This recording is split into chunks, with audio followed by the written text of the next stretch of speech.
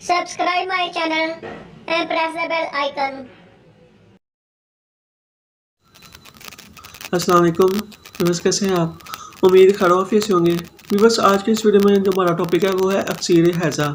तो ज़राती को दी हमारी एक सीरीज़ जा रही है उसी के मुरक्कबात के हवाले से, तो उसी के ये मुरक्कब है अक्सीर हैज़ा। ज़राती को दी ये मिजाज का होगा। इसके आपने अज़ान नोट करने हैं। सुरख मिर्च और राई है, दो चीज़ें हैं। सुरख मिर्च भी 1 तोला लेनी है और राई भी 1 तोला। दोनों को बारीक करके आपने नखोदी गोलियाँ बना लेनी है, यानी कि चने के बराबर गोलियाँ बना लेनी है। 1 गोली देनी है या 2 गोली देनी है, हर 15 मिनट बाद देनी है। आपने पानी के साथ दें, नीम गर्म पानी हो या कहवे के साथ भी आप इस्तेमाल करवा सकते हैं।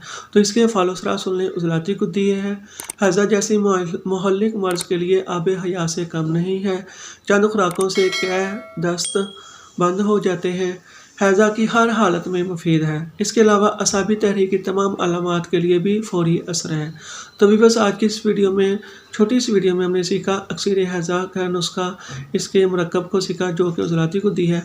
मिलते हैं नेक्स्ट वीडियो में, तब तक दुआ में लाज़मी रखिए। जज़ाकल्लाह खैरन।